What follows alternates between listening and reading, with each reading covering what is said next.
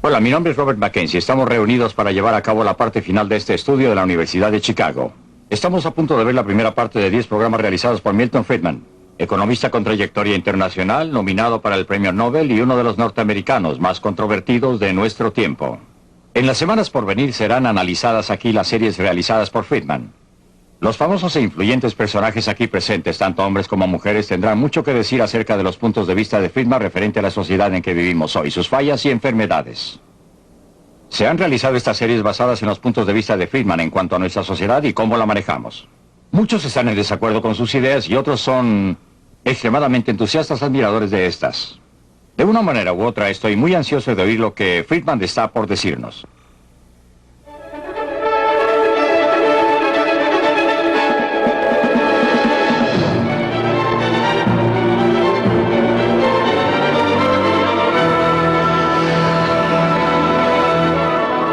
Libre para elegir. Desde el punto de vista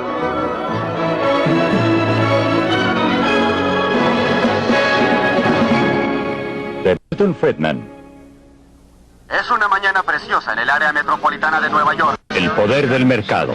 Los cielos están asoleados, con un poco de nubosidad sobre el extremo oeste de Long Island, observándose algo de neblina.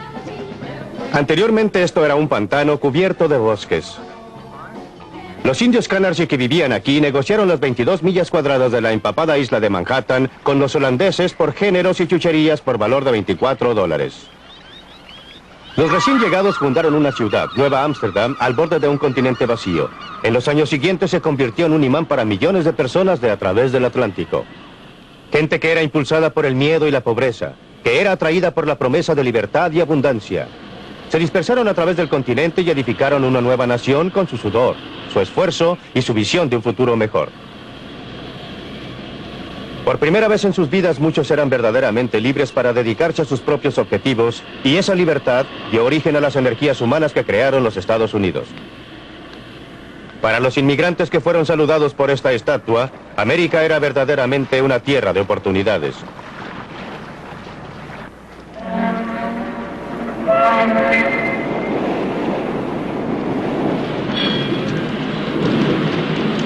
Se lanzaron a tierra con sus mejores ropas, ansiosos y ávidos, cargando sus pocas pertenencias. Eran pobres, pero todos tenían mucha esperanza.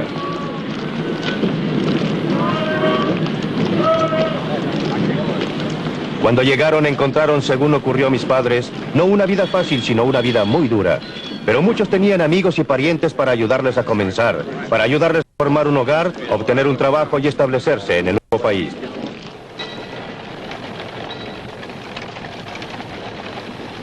Existían muchas recompensas para el trabajo duro, empuje y capacidad.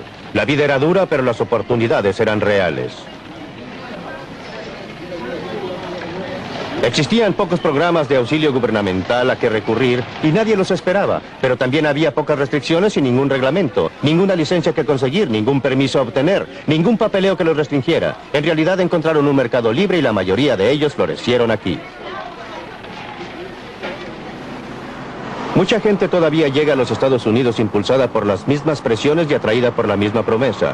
Usted los puede encontrar en lugares como este. Es Chinatown, en Nueva York, uno de los centros de la industria de la ropa. Un lugar donde cientos de miles de recién llegados han probado la vida en el nuevo país por primera vez.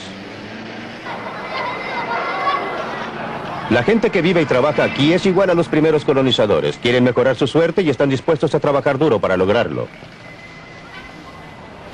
Aunque no he estado a menudo en fábricas similares a esta, la conozco muy bien, porque esta es exactamente la misma clase de fábrica donde mi madre trabajó cuando llegó por primera vez a este país, a la edad de 14 años, hace casi 90.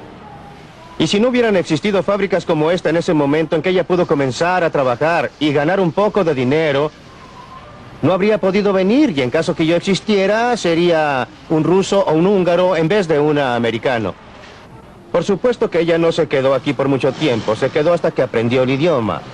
Mientras desarrollaba algún sentimiento por el país y gradualmente pudo crearse a sí misma una vida mejor. Similarmente, la gente que está ahora son igual que mi madre, inmigrantes de un país distante. Vinieron aquí porque les gusta más y tienen mayores oportunidades. Un lugar como este da la oportunidad de empezar. No se van a quedar aquí por mucho tiempo ni para siempre. Al contrario, ellos y sus hijos se crearán una vida mejor a medida que aprovechen las oportunidades que les proporciona un mercado libre. La ironía es que este lugar viola muchos de los estándares que actualmente consideramos como el derecho de cada trabajador. Está mal ventilado, está atestado de gente y los trabajadores aceptan una tarifa inferior a la sindical. Viola cada regla del libro, pero si fuera cerrado, ¿quién se beneficiaría? Ciertamente no la gente aquí. Su vida parece bastante dura comparada con la nuestra, pero esto solamente porque nuestros padres o abuelos pasaron por esa etapa por nosotros. Nosotros podemos comenzar en un punto superior.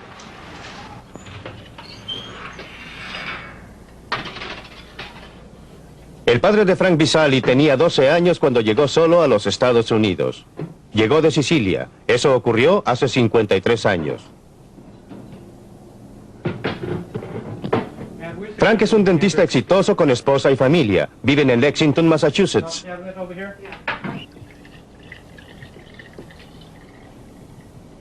Estupendo, una botella llena toda la garrafa.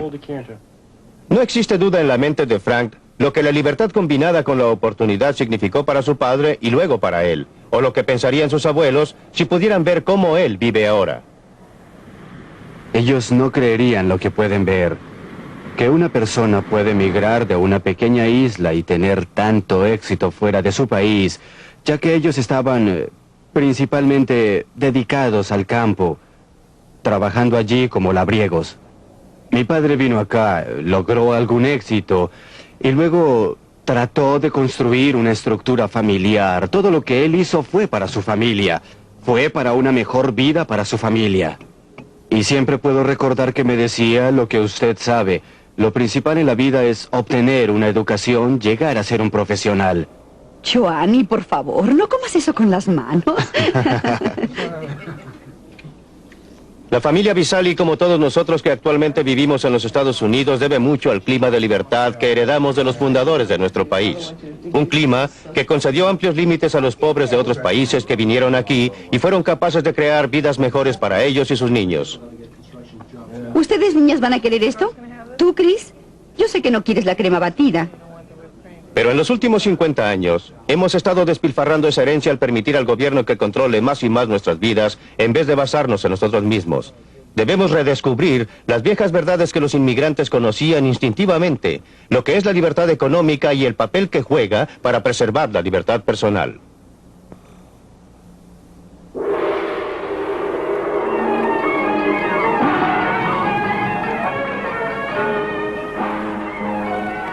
Por eso vine aquí, al Mar del Sur de la China.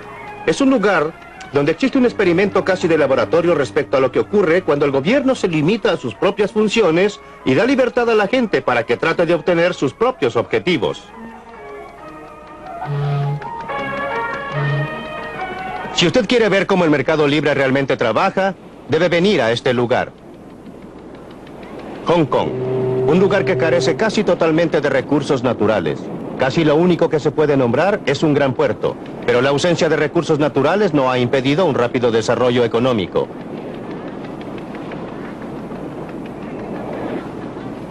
Barcos de todas las naciones vienen aquí a comerciar porque no existen derechos ni aranceles sobre las importaciones o sobre las exportaciones. El poder del mercado libre ha permitido al trabajador pueblo de Hong Kong transformar lo que una vez fue roca estéril en uno de los lugares más florecientes y exitosos de Asia. Aparte de su puerto, el único otro recurso importante de Hong Kong es la gente. Más de 4,5 millones de habitantes. Igual que América hace un siglo, Hong Kong en los últimos decenios ha sido un asilo para gente que buscaba la libertad para aprovechar sus capacidades al máximo. Muchos de ellos son refugiados de países que no permiten la libertad económica y política que se da por sentada en Hong Kong. A pesar de un rápido crecimiento de la población, a pesar de la falta de recursos naturales, el estándar de vida es uno de los más altos en toda el Asia.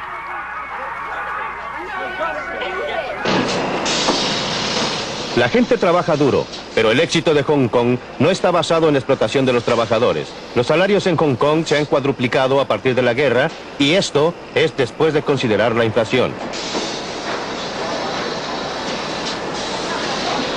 Los trabajadores son libres, libres de trabajar las horas que deseen, libres de cambiarse a otros trabajos si lo desean. El mercado les da esa elección. También determinan lo que fabriquen. Uno puede estar seguro que alguien, en algún lugar, está dispuesto a pagar por esos juguetes baratos de plástico, o de otra forma simplemente no se fabricarían.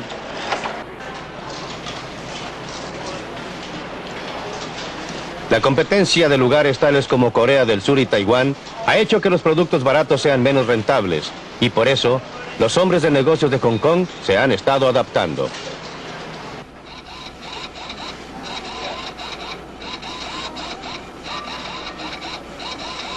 Han estado desarrollando productos más sofisticados y nueva tecnología que sea similar a cualquiera del oeste o del este, y sus empleados han estado desarrollando nuevas habilidades.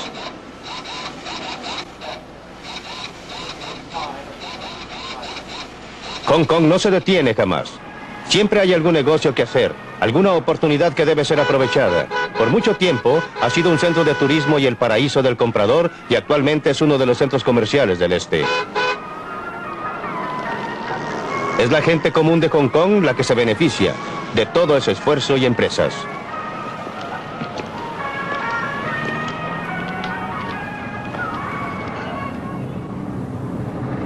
Esta ciudad próspera, bullente, dinámica, ha sido posible por el mercado libre. En realidad es el mercado más libre del mundo. El mercado libre permite a las personas ingresar a cualquier industria que quieran o comerciar con quien quieran, a comprar en el mercado más barato del mundo o a vender en el mercado más caro del mundo. Pero lo más importante es que si fracasan deben soportar la pérdida. Si tienen éxito, obtienen el beneficio.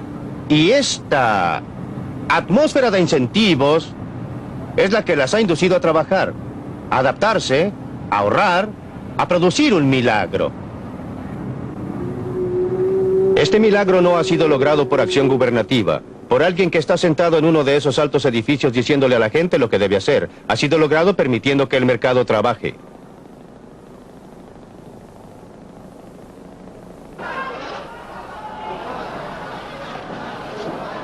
Camine por cualquier calle de Hong Kong y verá las fuerzas impersonales del mercado en operación. El señor Chong fabrica contenedores de metal. Nadie se lo ha ordenado. Lo hace porque ha descubierto que le va mejor en esa forma que haciendo cualquier otra cosa. Pero si la demanda por los contenedores de metal disminuye, o si alguien descubre una forma más barata de hacerlos, el señor Chang pronto recibirá el mensaje. Unas pocas puertas más allá, la firma del señor Yu ha estado haciendo trajes de novia tradicionales de Cantón durante 40 años. Pero la demanda por estos trajes complicados está disminuyendo. La firma ya lo sabe y está buscando otro producto. El mercado dice a los productores no solo lo que deben producir, sino en la forma en que deben producirlo, a través de una gama de precios, el costo de materiales, los salarios de los obreros, etcétera, etcétera. Por ejemplo, si estos obreros pueden ganar más haciendo otra cosa, el señor Ho rápidamente encontraría la forma de mecanizar su producto de marcos para cuadros.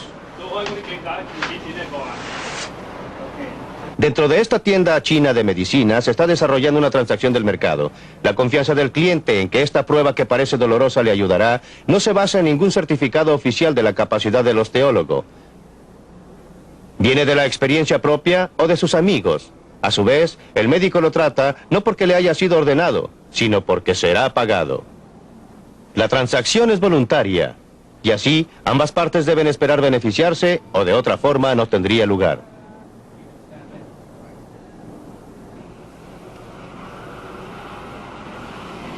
Créalo o no, este patio posterior es la entrada a una fábrica.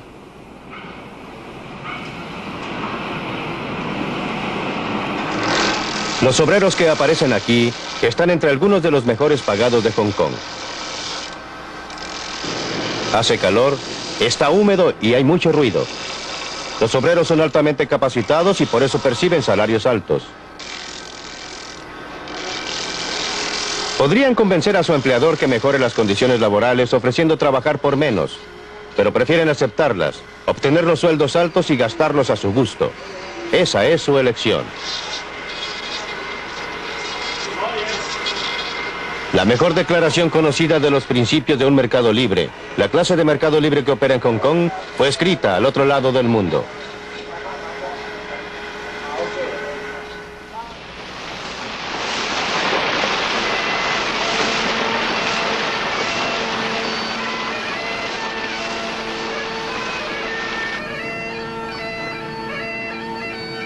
Hace 200 años en Escocia, Adam Smith enseñó en la Universidad de Glasgow. Su brillante libro La riqueza de las naciones se basó en las conferencias que allí dictó. Los principios básicos del mercado libre, según Adam Smith, los enseñó a sus alumnos en esta universidad. En realidad, son muy simples. Observen este lápiz de mina. No existe una sola persona en el mundo que lo pueda fabricar. ¿Declaración notable? En absoluto. La madera de que está fabricado, según creo, proviene de un árbol que fue cortado en Washington. Para cortar ese árbol se necesita una sierra. Para fabricar la sierra se necesitó acero. Para obtener el acero se necesitó mineral de hierro. Este centro negro lo llamamos mina, pero en realidad es grafito. Grafito comprimido. No estoy muy seguro de dónde viene, pero creo que de algunas minas de Sudamérica. Este extremo rojo, el borrador, es de goma. Probablemente proviene de Malasia, de donde el árbol del caucho ni siquiera es originario. Fue importado de Sudamérica por algunos hombres de negocios con ayuda del gobierno británico. El casquillo de bronce, no tengo la menor idea de dónde proviene. Ni la pintura amarilla, ni la pintura que delineó las líneas negras, ni el pegamento que lo mantiene unido. Literalmente, miles de personas cooperaron para fabricar este lápiz. Gente que no habla el mismo idioma, que practica religiones diferentes, que podría odiarse si se conociera. Cuando usted va a la tienda y compra este lápiz, en realidad está intercambiando unos pocos minutos de su tiempo por unos pocos segundos del tiempo de todas esas miles de personas. ¿Qué los unió y los indujo a cooperar para fabricar este lápiz? No había ningún comisario enviando oficios o dando órdenes desde alguna oficina central. Fue la magia del sistema de precios, la operación impersonal de los precios, que los juntó y logró que cooperaran para fabricar este lápiz, de modo que usted lo pueda obtener por una suma insignificante. Es por esto que la operación del mercado libre es tan esencial, no solo para promover la eficiencia del producto, sino aún más, para fomentar la armonía y la paz entre los pueblos del mundo. Esta gente está viajando entre dos sociedades muy diferentes.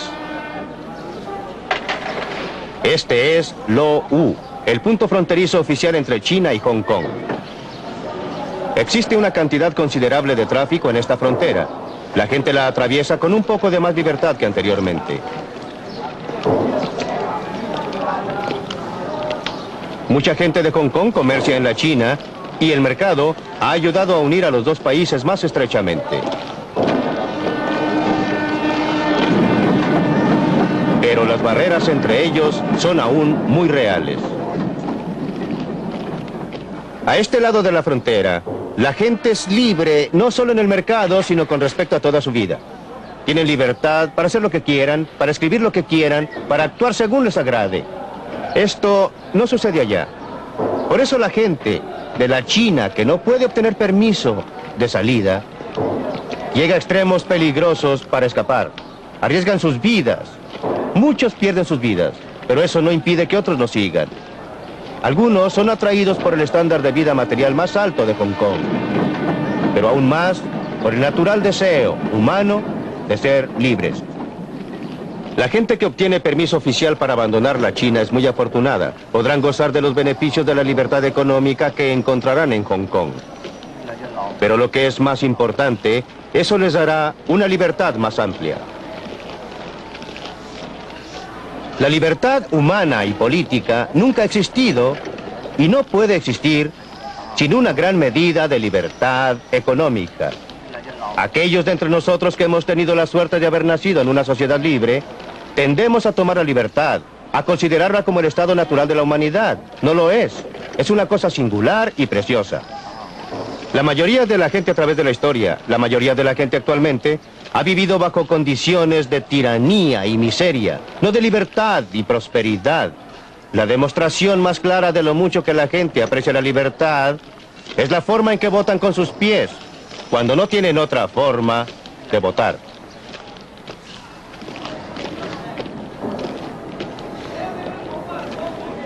Por supuesto que muchos de los que lleguen a Hong Kong terminarán bajo condiciones que la mayoría de nosotros en el oeste encontraríamos desastrosas.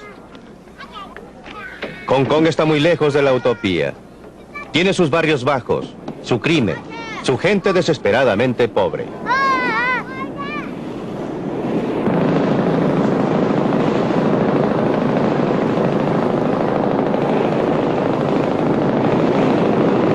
Pero la gente es libre. Después de todo, ese es el motivo por el cual muchos han venido aquí, a pesar de tener que vivir en barcos vivienda que se filtran en uno de los numerosos pequeños puertos de Hong Kong. Aquí tienen libertad y oportunidad de progresar, de mejorar su suerte, y muchos lo logran.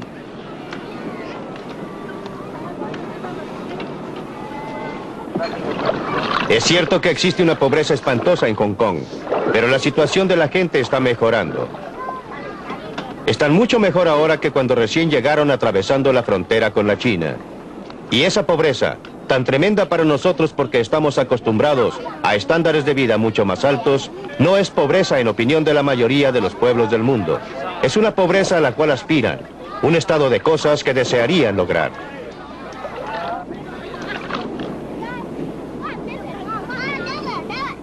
Existe una enorme cantidad de pobreza en todo el mundo. No existe sistema perfecto. No hay ningún sistema que vaya a eliminar completamente la pobreza, en cualquier área. La cuestión es, ¿qué sistema presenta mayores oportunidades? ¿Cuál es la mejor forma en que la gente pobre pueda mejorar sus vidas? Y a este respecto, la evidencia de la historia habla con una sola voz. No conozco ninguna excepción a la proposición, que dice que mientras más libre sea el sistema, mejor ha estado la gente pobre y común. Pregúntese qué es lo que garantiza a estos obreros del vestuario en Hong Kong un buen sueldo. No a los altos estándares occidentales, pero suficientemente alto para permitirles vivir mucho mejor que la mayoría de los pueblos del mundo. No es el gobierno o los sindicatos quienes lo logran. Estos trabajadores están bien porque existe competencia para sus trabajos y habilidades.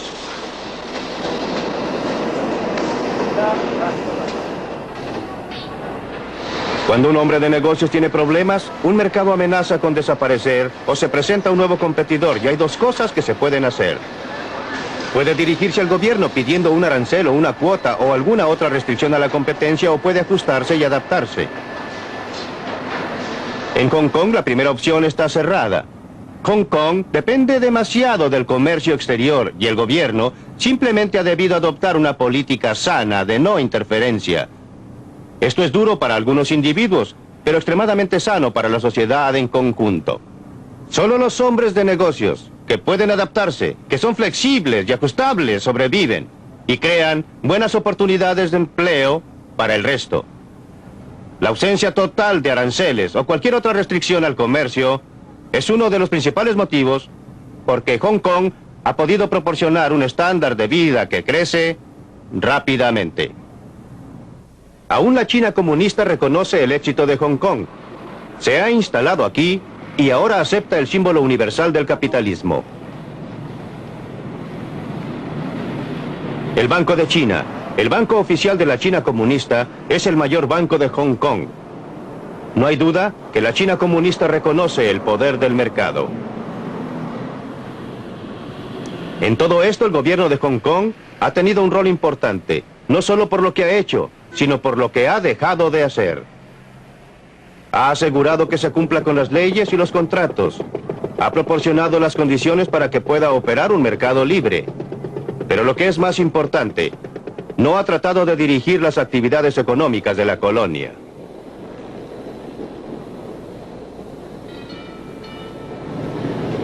Ningún funcionario gubernamental está diciendo a esta gente lo que debe hacer. Son libres de comprar a quien quieran, a vender a quien quieran, trabajar para quien quieran. A veces parece el caos y así es.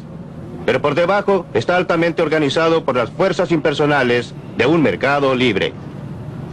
¡Ay, muy buenos huevos frescos! Pollo con sus patas. ¿Usted sabe de dónde provienen estos huevos? Directamente del pollo. No me haga preguntas y no le diré mentiras. Las fuerzas impersonales de una plaza libre operando aquí en los Estados Unidos. La clave son los precios. Los precios que la gente está dispuesta a pagar por los productos determinan lo que se producirá. Los precios que deben pagar por las materias primas, por los salarios de los obreros, etcétera, determinan la forma más barata de producir las cosas. Entre otras, estos mismos precios, los salarios de los obreros, el interés sobre el capital, etcétera, determinan cuánto cada persona gasta en el mercado.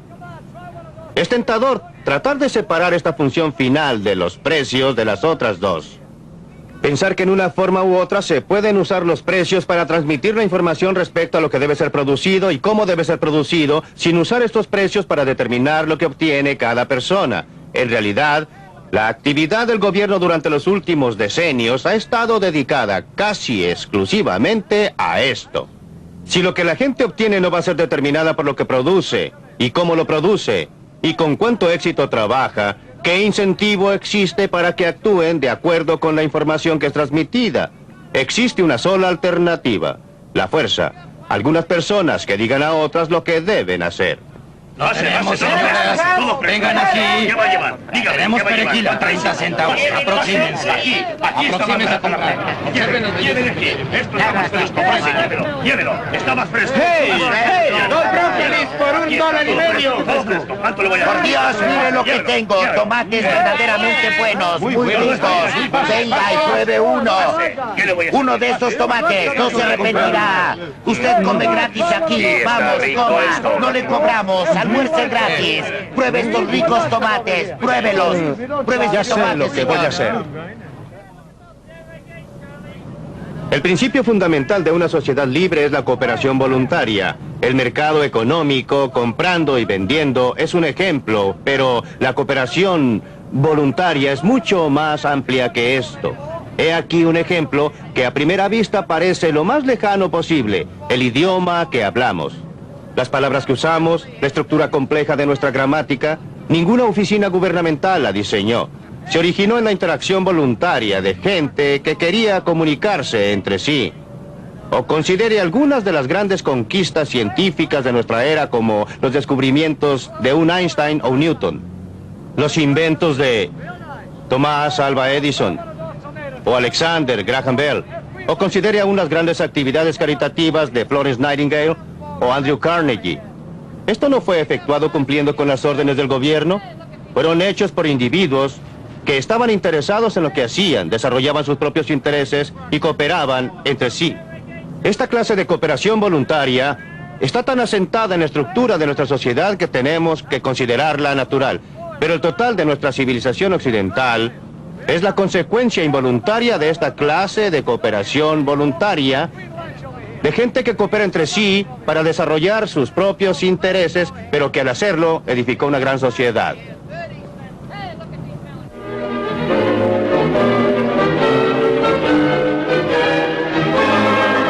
Libre para elegir.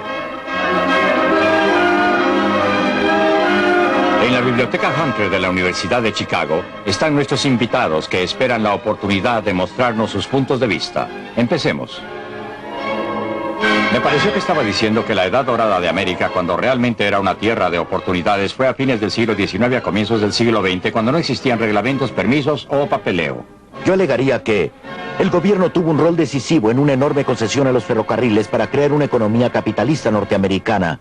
En segundo lugar, en esa edad dorada descubrirá que el gobierno intervenía constantemente en una forma muy característica, usaba tropas contra los huelguistas.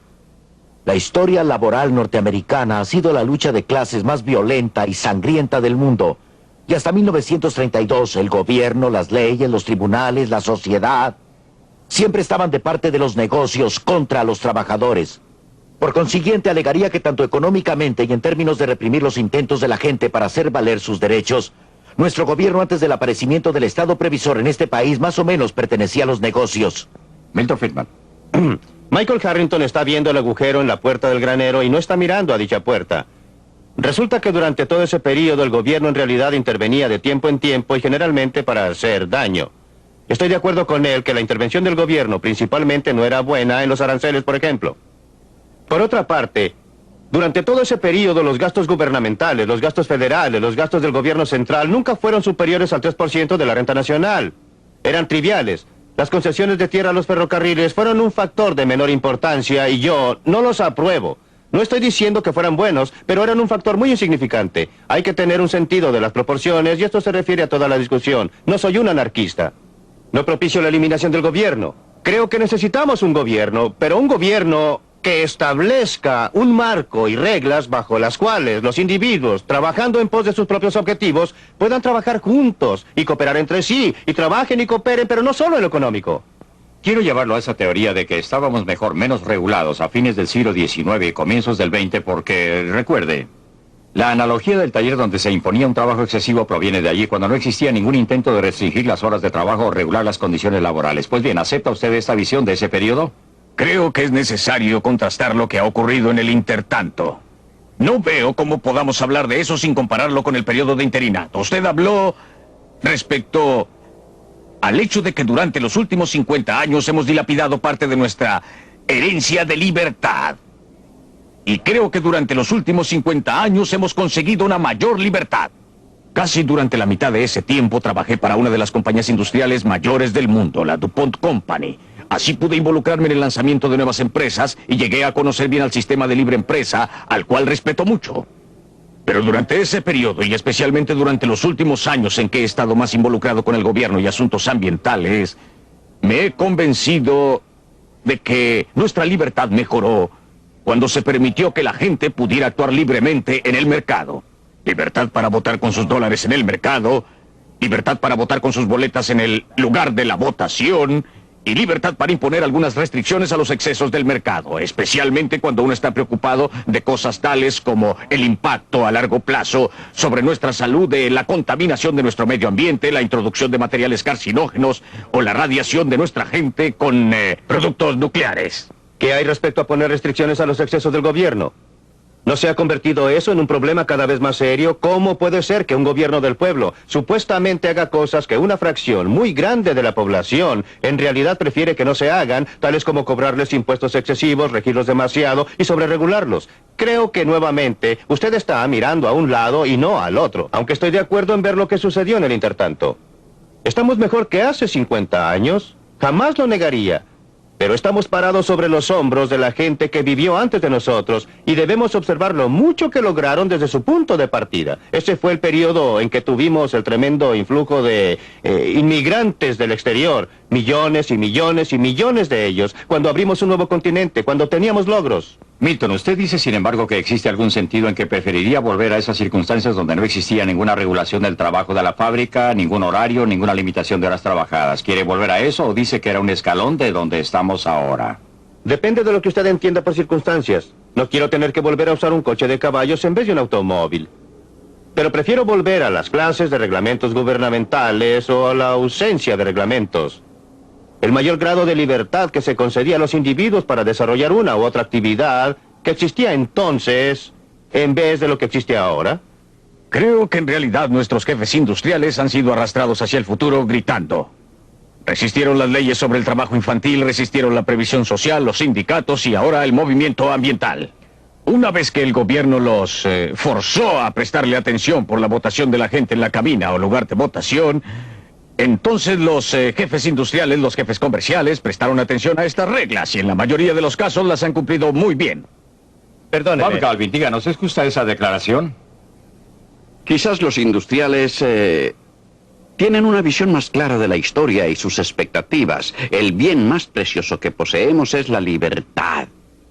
La manera más fácil de perder la libertad es caer bajo administración judicial. Y quiero decir administración económica, porque un síndico es un dictador. Y hasta el punto que usamos los costos y gravámenes del gobierno que nos llevan en la dirección de nuevas deudas, administración judicial final y luego las consecuencias políticas de la imposición del dictador político sobre la economía y el trabajo y los derechos de la vida del individuo. Quizás los industriales pueden ver más lejos respecto a las consecuencias de todo esto. Harrington, creo dos cosas. Una, considerar la libertad positivamente. Creo que la gente mayor de 65 años en los Estados Unidos son más libres hoy día debido al servicio de asistencia médico-social. Y no creo que la libertad para morirse por falta de medicina era algo muy bueno. En segundo lugar, con relación a los industriales, creo que una de las cosas más sorprendentes de la historia norteamericana es que cuando Franklin Roosevelt estaba salvando al sistema de sí mismo, los beneficiarios principales lo insultaban por ser un traidor a su clase. En realidad fue la salvación de esa clase. Y creo por consiguiente que si ustedes observan nuestra historia, encontrarán una tremenda miopía de parte de los industriales y descubrirán que los aumentos positivos en nuestra libertad, lo que es bastante interesante, no han venido de nuestros graduados de las universidades, sino a menudo de la gente, no de la mejor gente. Han venido de los trabajadores, han venido de gente pobre, de los negros, hispanos y similares. Milton, quiere usted replicar, pero ¿por qué nos llevó a Hong Kong a probar algo? Por supuesto, aunque no estoy acostumbrado a estar de acuerdo con Michael Harrington, estoy de acuerdo en parte con lo que acaba de decir. No creo que sea correcto plantear la situación en términos de industria versus gobierno. Por el contrario, uno de los motivos por que estoy a favor de menos gobierno es porque cuando hay más, los industriales se hacen cargo de él, y los dos juntos forman una coalición contra el trabajador común y el consumidor común. Creo que el comercio es una institución maravillosa siempre que tenga que enfrentarse a competencia en el mercado y no pueda salirse con la suya excepto al producir un mejor producto a un costo menor. Por eso no quiero que el gobierno intervenga y ayude a la comunidad de negocios. Ahora quiero considerar su pregunta respecto a atención médica. Mucha gente se ha beneficiado con la atención médica, pero usted no está considerando respecto a costos. ¿Qué ha sucedido a la gente que lo está pagando? Porque no es un bien gratis, no viene de la nada. ¿Y están beneficiándose de él en forma eficaz con relación a los costos? Esas son las preguntas. Es demagogia, si usted me perdona, Michael Harrington. Quiero decir que la gente que tiene asistencia médica es más libre, por supuesto, en una dimensión. Pero ellos han estado pagando durante toda su vida. ¿Han hecho un buen negocio? En este momento sí. Los hombres jóvenes, los trabajadores que están ingresando ahora a previsión social, van a hacer un negocio realmente malo. Milton, lo interesante es que la gente mayor de 65 años está pagando más de su renta gastable en cuidado médico que antes de la promulgación del sistema de asistencia médica social. El gobierno no hace bien las cosas. No hace bien las cosas, sí. No ha hecho bien las cosas en Gran Bretaña, en Canadá o en los Estados Unidos. Pues bien, Milton, usted nos llevó a Hong Kong exactamente respecto a ese punto. Usted dijo que era un verdadero modelo de operación del mercado. Sí. ¿Es esa realmente una descripción ecuánime de Hong Kong? En este momento sí. No es... Nuevamente no existen cosas que sean 100% en un sentido y 100% en el otro. Todo está mezclado. Hong Kong tiene un gobierno y sucede que es un gobierno. En este caso no existe democracia en Hong Kong. Es dirigida desde Gran Bretaña, es una colonia de la corona británica y el gobernador general inglés, etcétera, y el ministro de finanzas la rigen. Pero la situación en Hong Kong es que existe muy poca regulación de la industria de parte del gobierno. Existe un comercio libre total. No existen aranceles, no existen subsidios de exportación, no existen restricciones para la compra y venta de monedas. De modo que es lo más cercano a un mercado totalmente libre que se puede encontrar actualmente en el mundo, y no existe duda que los principales beneficiarios han sido las personas con bajas rentas, la gente pobre que llega a Hong Kong en cientos de miles y de millones de la China roja y siguen tratando de llegar ahí. Eso se refiere a la pregunta de Michael Harrington respecto de si un sistema industrial, un sistema libre de empresas, un sistema que los pobres sufren bajo los talones de los industriales rapaces, que es lo que le preocupa. Entonces, ¿cómo explica el éxito en Hong Kong? El punto en que la gente continúa votando con sus pies para ir allá. No nos está pidiendo que convirtamos a los Estados Unidos en un Hong Kong gigante, o sea, un taller donde se trabajan horas excesivas. Usted reconocerá que existe el desarrollo histórico de una economía y que lo que puede ser correcto para una etapa en el desarrollo de una economía puede no serlo para otra. ¿No es el asunto a donde vamos desde aquí? ¿Qué decisión pragmática debemos adoptar respecto a la dirección de la economía norteamericana? ¿Debe ser hacia más y más gobierno o debe ser mantener un balance adecuado entre la libertad de elección y la intervención gubernamental? Nuevamente el problema es distinguir dos cosas. Esto nos lleva a un comentario anterior que hicimos. Las circunstancias en términos de las disposiciones físicas y las circunstancias en términos de las reglas que guían a la sociedad. Ahora, en el caso de Hong Kong, por supuesto, no estoy pidiendo que aglomeremos a nuestra población en una densidad similar a la que tiene Hong Kong. Hong Kong es un ejemplo maravilloso justamente porque sus circunstancias físicas son terribles en ese lugar. A la gente de Hong Kong le encantaría irse a otro lugar con aglomeraciones menores si otra gente los dejara entrar. Este es el problema de la inmigración, que es una restricción muy importante sobre la libertad humana. En el periodo anterior a 1913, teníamos libertad de inmigración en un 100% en los Estados Unidos. No existe ahora, pero volvamos a su pregunta. ¿Usted cree que Hong Kong existiría si no estuviera contigua a la China comunista? Hong Kong existiría.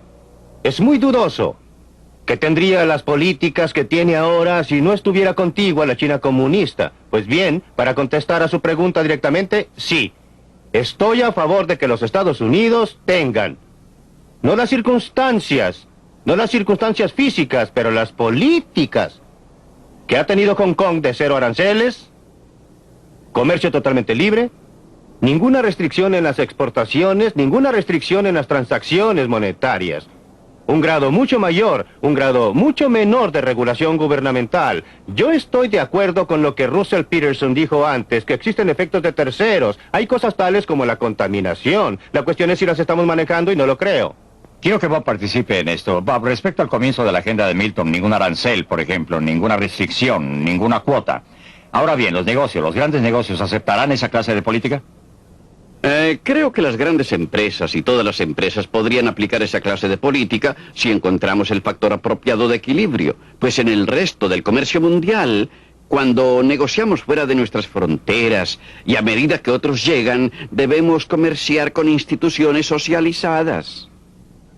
Esa es una clase de institución muy diferente a la institución privada. La institución privada obviamente puede operar más eficientemente si no se le impone un precio artificial de la institución socializada allende los mares. Por eso creo que debe existir no el proteccionismo, sino que debe haber una regla internacional básica que impida a la institución socializada subsidiar y aprovecharse de la institución privada. ¿Incluye usted a los 9 países del mercado común, sin embargo, como países socialistas, o está dispuesto a tener competencia de los 9 países del mercado común? Los 9 países del mercado común europeo se dedican a la más dramática de las instituciones socializadas. No estoy de acuerdo con él. Nos estamos dañando al restringir el comercio exterior. Otros países se están dañando a sí mismos y a nosotros por las medidas que usted describe. Pero solo los estamos dañando más si los imitamos. No creo, Dr. Friedman, que su madre obtendría un trabajo de costura hoy en América si no existiera ningún arancel. Lo que ocurriría es que no habría ningún trabajo de costura en América y haríamos computadoras. Pero existirían otra clase de trabajo si ella obtendría trabajo como una empleada a nivel bajo en una fabricación de computadoras. Sí, aunque usted enfrenta el problema que tanto un hombre de negocios muy importante y un diputado conservador muy importante no aceptan su receta de barrer con... Pero por supuesto, los dos enemigos mayores, yo diría, los enemigos mayores de la libre empresa y la libertad en el mundo, han sido por una parte los industriales y por la otra la mayoría de mis colegas académicos que terminan en el gobierno. Por razones opuestas, personas como Michael Harrington y mis colegas académicos quieren tener libertad. Quieren libertad de expresión, de escribir, para publicar e investigar, pero no quieren libertad para ninguno de estos terribles hombres de negocios. Pero los hombres de negocios son muy diferentes. Cada hombre de negocios quiere libertad para otra persona. Pero quiere privilegios especiales para sí mismo. Quiere un arancel del Congreso. Y el Congreso, bueno, la forma en que los diputados son elegidos es haciendo favores a los votantes. Y si en realidad usted eliminara totalmente los aranceles, si redujera los controles gubernamentales en este país a los que son actualmente, no creo que beneficiarían a nadie. Bueno, entonces... A un Barber Conable, por quien tengo muchísimo respeto, o Bob Galvin, a quien respeto, creo que al que beneficiaría sería a Michael Harrington. Bien, preguntemos lo que quiere y usará el pueblo americano, porque usted está diciendo en realidad que el diputado está dando al pueblo lo que éste quiere. Ahora bien, ¿no está diciendo usted que la gente no quiere esto o no comprende su ventaja? Estoy diciendo que mi función y propósito total es tratar de persuadir a la gente que haga que una cosa diferente sea políticamente exitosa. Estoy tratando de persuadir a la gente que deje muy claro que los diputados que continúen con estas políticas van a perder sus puestos. Y si lo hacemos, los diputados no estarán buscando su propio beneficio. Están en un mercado, existe un mercado político. Ellos tienen un producto que vender y tienen que gustarle a sus clientes. Y estoy usando justamente la clase de propaganda que Bob Galvin y otras compañías utilizan. El gobernador Peterson. ¿Cómo enfrentaría usted ese problema, doctor Friedman? Sí. La gente decidió que quería aire fresco. Lo necesitábamos. Y así construimos la industria del aire acondicionado. Cientos de miles de puestos, enormes ganancias, y casi todos nosotros tenemos actualmente hogares, autos y oficinas con aire acondicionado. Luego la gente decidió que quería aire limpio, pero no podía comprarlo en el mercado. Y entonces votaron en los lugares de votación. Obtuvieron que sus representantes elegidos fueran al Congreso y dijeran, vamos a tener aire limpio. Pues bien, de la noche a la mañana, se creó un nuevo mercado y el sistema de libre empresa respondió a eso. Y actualmente existe una gran industria ambiental que obtiene ganancias y proporciona empleos. Pero también sirve esta necesidad pública de tener la libertad de respirar aire limpio. Usted subestima burdamente el grado en que el mercado privado es capaz de hacerlo. No es accidente que el aire, antes de tener ninguna de esta legislación, el aire y el agua son más limpios hoy en día en los Estados Unidos que lo que fue hace 100 años. Usted sabe que el automóvil agregó una clase de contaminación, pero eliminó otra clase de contaminación peor. Si usted considera el aspecto que tendrían hoy las calles de Nueva York, si todavía se transportara a la gente en vehículos tirados por caballos, tendría una contaminación a una escala que lo abismaría. Del mismo modo, no es por accidente que el aire esté más limpio y el agua más pura en los países que actualmente son los más adelantados. No es en Afganistán donde usted encontrará aire y agua sin contaminar. Es en los países desarrollados. Así, el mercado es un mecanismo mucho más útil que lo que la gente reconoce. Me gustaría volver al mundo real, porque en el mundo real no existe ninguna posibilidad de que los negocios norteamericanos, que son un sistema comercial que depende de la seguridad social, vaya a adoptar estas ideas. La forma en que estas ideas funcionan en el mundo real es como una racionalización del mito de la libre empresa que disfraza el hecho del capitalismo de Estado como un argumento contra la intervención social en una sociedad que en realidad interviene muy rápido a favor de la industria del acero. Finalmente, en términos del proceso político norteamericano, no creo que el proceso político sea tan simple que la gente elija al gobierno. El hecho es que cuando un Jimmy Carter es elegido presidente con una plataforma relativamente liberal, tiene que ganarse la confianza de los hombres de negocios, debido al control del proceso de inversión de parte del poder corporativo. Y creo que ese hecho, el poder corporativo, racionalizado por los mitos de la libre empresa, es el problema central de la libertad de nuestra época, y eso es lo que debe ser atacado. Antes de volver a Milton... No, tengo que comentar sobre esto porque no creo que podamos permitir que las palabras obstruyan lo que realmente es el caso. Creo que usted cree que no tenemos socialismo. Yo le diría que el 46% de cada corporación de este país pertenece al gobierno de los Estados Unidos. Ese es el impuesto a la renta cooperativo, y eso significa que de cada $1 de utilidad obtenido por la corporación, 46 centavos van al gobierno de los Estados Unidos. El impuesto efectivo es muy superior a esto porque se tributa el doble cuando corresponde al individuo. Y el punto hasta el cual las corporaciones controlan sus decisiones de inversión se ha visto reducido en forma creciente. El gobierno está ordenando que gasten sus fondos de inversión a nombre del control de la contaminación o a nombre de otras cosas. Es un mito suponer que existe aquí alguna clase de gran poder cooperativo. Hubo una época en que las corporaciones tenían mucho más influencia que ahora, pero actualmente son una minoría sitiada, me parece más bien una mayoría dominante.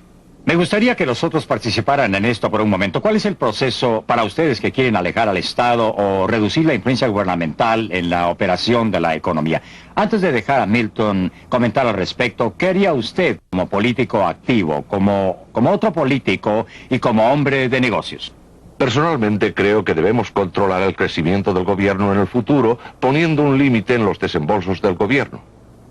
Me gustaría ver una enmienda constitucional que lo logre, si no, continuaremos con que el gobierno va creciendo más rápido que la economía, y así empuja más y más al Producto Nacional Bruto a través del cuerno de lata del gobierno. Creo que sería un error y algo difícil de hacer. Espero que descubramos algún modo de hacerlo sin perder la libertad en absoluto. Gobernador Peterson, ¿puede ser?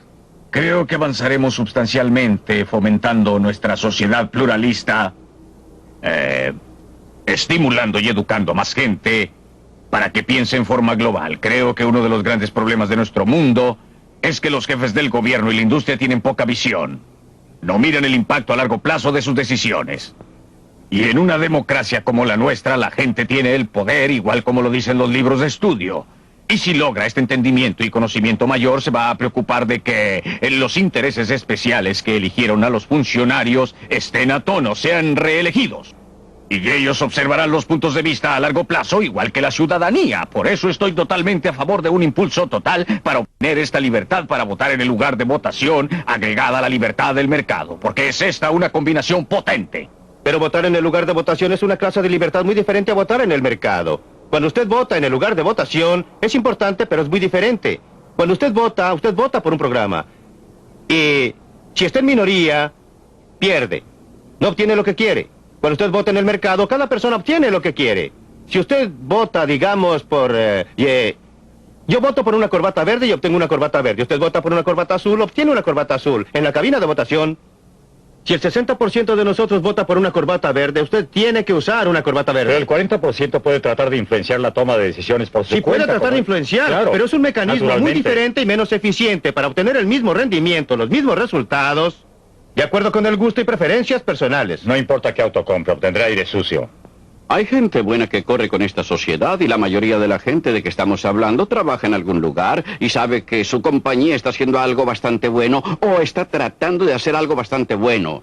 Creo que la gente va a comenzar a decir a sus líderes dónde se han equivocado y tratará de corregirlo por la acción directa de la caja de votos, Friedman. La gente en general es más conservadora y en particular es más liberal. Si usted pregunta a la gente qué piensa del gobierno, dirá, sáquenmelo de encima, menos impuestos. Si usted pregunta en particular con relación a la salud nacional, al empleo total, el gobierno es el empleador del último recurso. Respecto a la contaminación, hagan algo. Se publicó un artículo de Everett Latt en Fortune hace un año, que no puede decirse que sea un diario radical de izquierda, que mostraba esta contradicción. Creo que existe actualmente en los Estados Unidos un rápido movimiento a la izquierda, a la derecha y al centro, que obviamente espero que no será resuelto por una reducción general cuyo objetivo sea principalmente la gente pobre y trabajadora, sino por una democratización creciente del poder económico y por una democratización creciente del gobierno. Creo que en esta complicada sociedad de enormes instituciones y burocracias, si hablamos de libertad, una cosa que me gustaría ver sería una ley que proporcione fondos para que cualquier minoría compre la investigación para contrarrestar a la mayoría. Si usted carece de la pericia, del conocimiento de tecnología hoy día, está fuera del debate. Pienso que debemos democratizar la información y el gobierno igual que la economía y la sociedad. Siento que la solución de Michael Harrington no lo solucione. Él quiere un gobierno de la minoría y yo no. Yo quiero el gobierno individual. Yo quiero que los seres humanos controlen sus vidas individuales y separadamente. No creo que una minoría que no está de acuerdo conmigo deba tener el derecho a sacarme la plata para su propia investigación. Ellos deben salir y tratar de persuadir a la gente que les contribuya. Yo debo tener libertad para obtener que la gente contribuya para presentar mis ideas. Pero respeto la idea de tener alguna clase de agencia oficial para que vaya a financiar a los disidentes. En primer lugar, cualquier persona que tenga algún sentido de realismo respecto a la forma en que opera el gobierno sabrá que terminará en manos de la mayoría y no de la minoría. Pero ¿puede el gobierno en esta economía mundial compleja, extremadamente interdependiente que se está desarrollando? ¿Puede usted creer místicamente en la mano invisible de Adam Smith? Ocurre que pienso que Adam Smith fue una de las figuras intelectuales más grandes de la historia del mundo y que el capitalismo fue uno de los avances mayores que jamás haya obtenido la humanidad.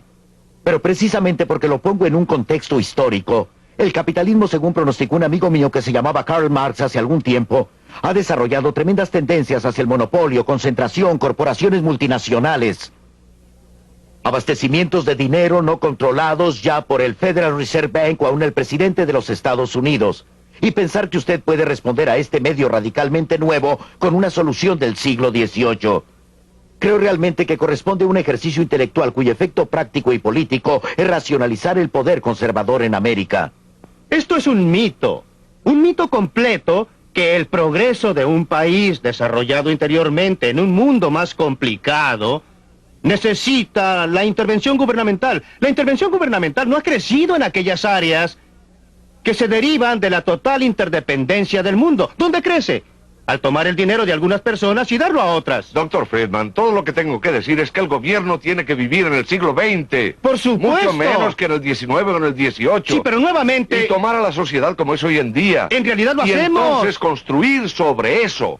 Para mí, la cosa decisiva en discusión aquí es una presentación mítica, no histórica, de una solución abstracta tomada del tiempo, que no considera la tremenda evolución de la sociedad capitalista, la tremenda interdependencia del mundo, el hecho que actualmente no solo tenemos una planificación económica nacional, sino que en la reunión cumbre de Tokio tenemos planificación económica internacional de los principales poderes capitalistas industriales.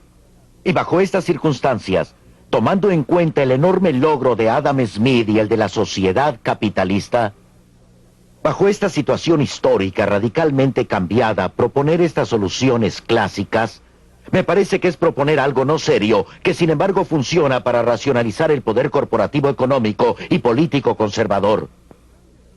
Los grandes logros del siglo XIX vienen de apartarse de la clase de sistema que usted quiere volver a imponer. Usted quiere hacernos volver a los siglos XVIII y XVII, cuando teníamos una sociedad corporativa y un gobierno que controlaba las cosas.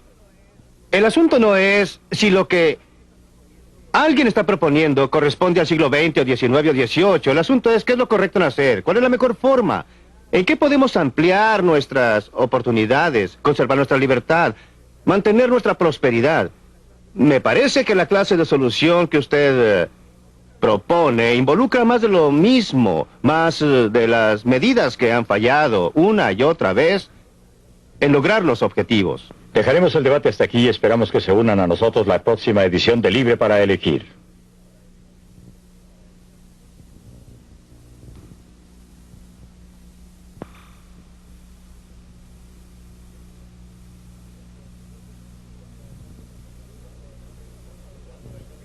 Cuando el gobierno trata de controlar la economía, ¿qué es lo que no funciona? Milton Friedman observa estos problemas en compañía de gobernadores en ejercicio en Inglaterra, India y los Estados Unidos. No se pierda este realístico programa acerca del mundo en el cual vivimos. Será la próxima semana en Libre para Elegir.